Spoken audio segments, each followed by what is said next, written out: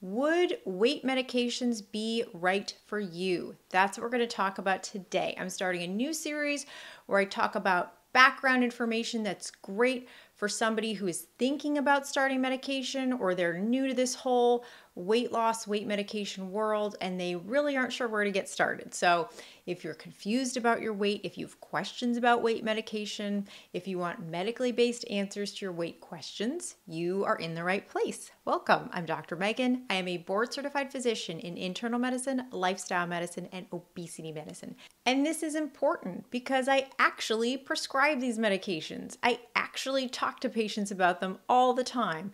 And I've helped hundreds of patients lose weight, and I'm here to help you too. So welcome. So today we're doing a deep dive into, are weight loss medications right for you? So first off, when I am meeting with somebody for the first time and they're interested in talking about maybe starting a weight medication, there's two broad categories of medications to consider. There's the oral medications and there's the injectable medications. Now, the oral medications have been around for quite some time. I'm not including Rybelsus here because that is actually not approved as of the time of this filming for weight loss. But the oral medications have been around for quite some time.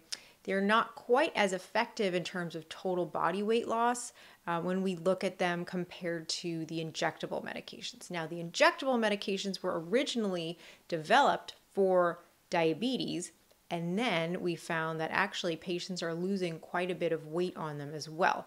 So for the oral medications, patients can expect to lose between 3 to maybe 7, 10% on a good day, total body weight loss.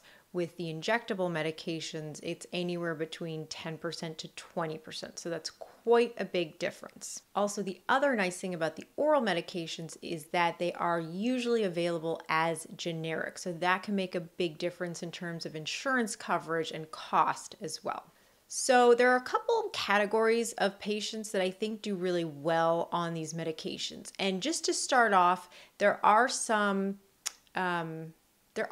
guidelines in terms of who these medications are appropriate for and who they're not appropriate for. So the weight medications are approved, FDA approved for patients with a BMI of 27 or higher plus one or more weight-related complications. So let's say a patient with a BMI of 28 who also has hypertension or high blood pressure or high cholesterol. If you are someone who has a BMI of 25 and you're looking at these for weight, these are not a medication that is FDA approved for you. So there are some types of patients that I think do extremely well on these medications, provided they meet the BMI guidelines. And the first category is the patients who have really optimized all their lifestyle changes.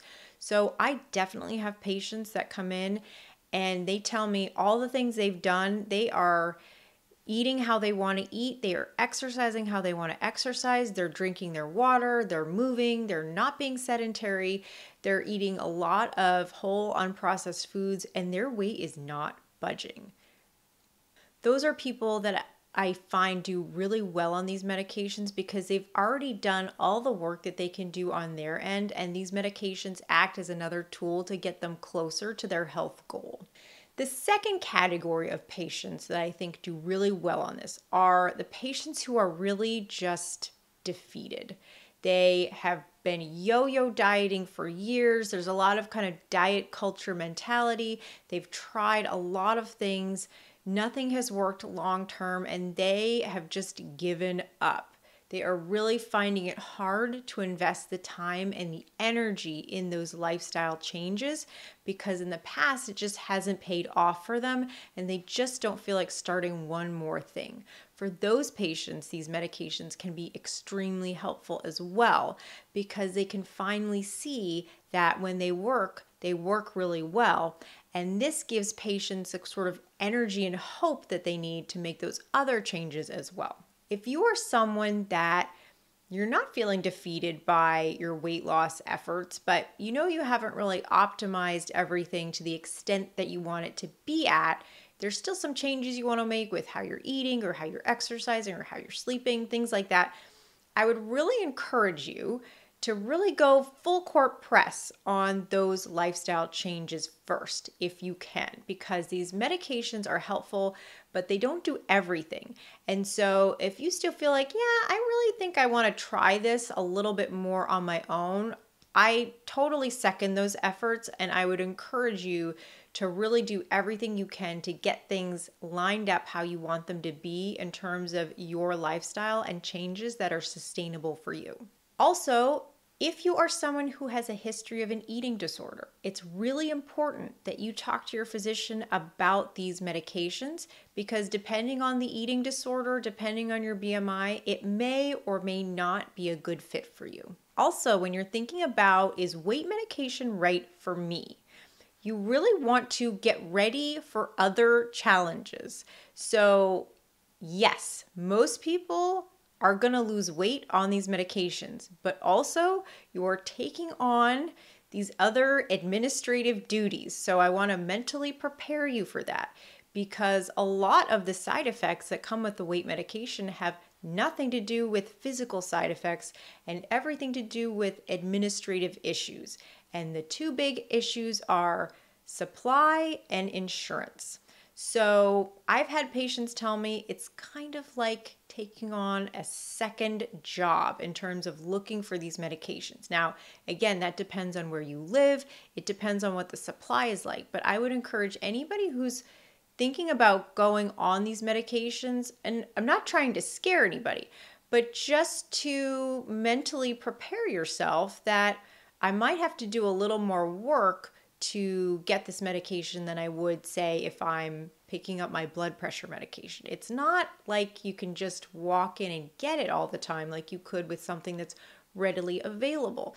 And, you know, in the years to come, we're going to have more and more options to choose from, but I think the supply is going to really wax and wane. So again, not to scare anybody, but just be ready that it might be kind of an administrative headache. Most people feel like it's really worth it.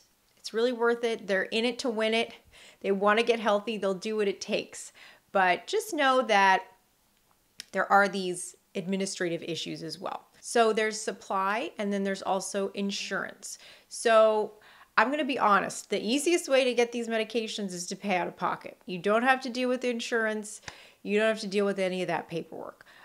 Most people don't want to do that because these medications can be, you know, over $1,000 a month. Most people really don't want to pay that, understandably. So if you're going the insurance route, these medications are expensive. So usually insurance requires a prior authorization. That means they're sending paperwork to your doctor. Your doctor has to fill out and really make a case for why you need this medication.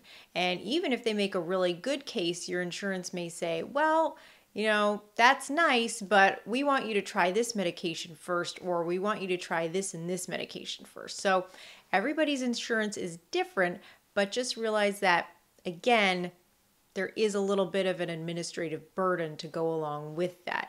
And contextually, if your doctor's prescribing this for you, they're probably prescribing it for a lot of other people as well. So you just want to be in contact with them and realize that that's just the state of how things are right now.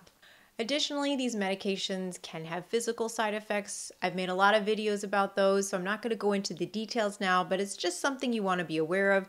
Again, I don't want to scare anybody about these because the medications can work really well for the right person, but some people do have side effects, and sometimes you have to try a couple different ones to make sure you're getting the right fit for you. So that's going to do it for today. Thank you so much for watching. Comment, like, subscribe, all the things. Let me know what you'd like to see videos about in the future, and please be well.